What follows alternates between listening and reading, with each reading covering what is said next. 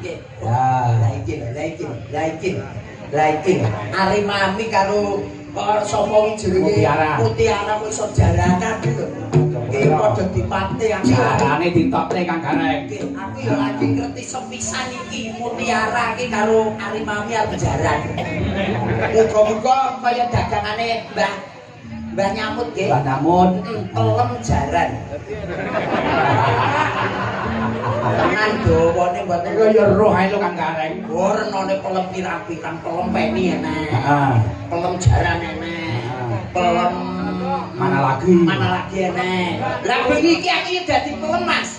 Pelem apa Mas? Pelem pusat. Keselin jauh minggu. Monggo Mbak Ari Mami kali Mbak Mutiara. Reok kita. Jaranan.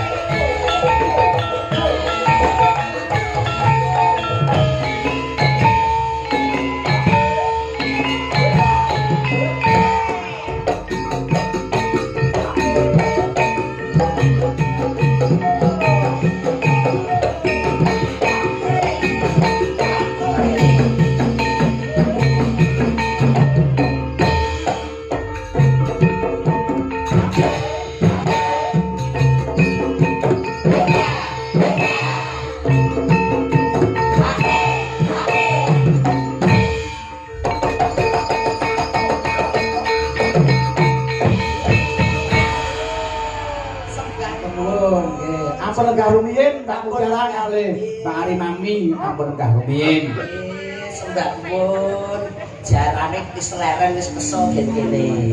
Wis Mbak Mutiara Kang Gareng Ijin. kula saking Badekan, Badekan. Mbak Ari Mami saking kota Wonogiri. Wonogiri kutane Timul.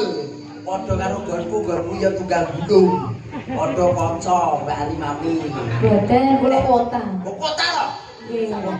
Lah nggih ngaku-ngaku sok kenal. Tenan. Kenal banget iki. Kota tenan. Nggih. Ora kota. Kota. Nan. Boten. Kota kota tegese iki kota mboten dusun ngoten lho. Nggih, kota. Alhamdulillah Mbak Mutiara. Tak takonane dhisik iki nggih Mas. Nggih. Nuwun sewu sak menika kuliah semester pinten, Duk? Semester 4. Alhamdulillah pinaringan sehat walafiat, lancar, sukses dari dadi sinden Ponorogo sing kondang. Mbak Ari Mami. Nggih. Iki ora dadak tak tekoni sekolah. Status apa, Nduk? Status nopo? Ya status tegese iki ya lek Pak nyambut ki sudah nikah.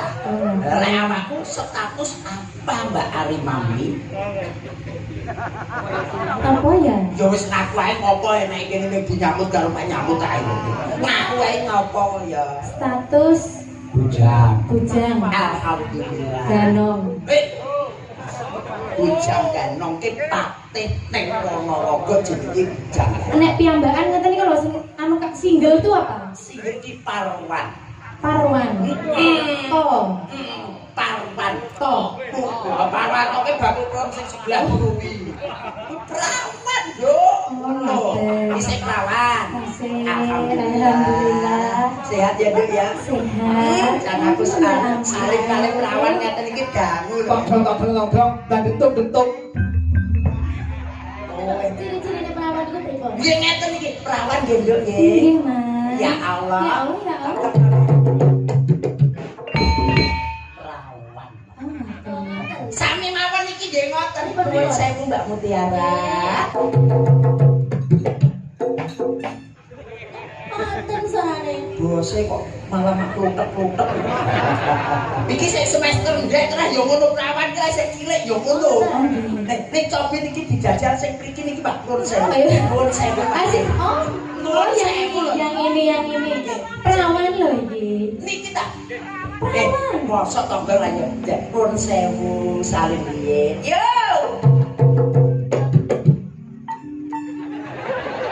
Ora gaduk. Iki ora gaduh ora. Pripun? Iki bluk. Kok bluk? Ya ora nek suarane jelas. Ora nek sithik-sithik ya. Apa? Ya, Mbak Ari Mami, Mbak Mutiara, kok bilih wonten pamunggitan saking macane. Nggih. Menika monggo dipinaken. Ninggal katresnan. Ninggal katresnan.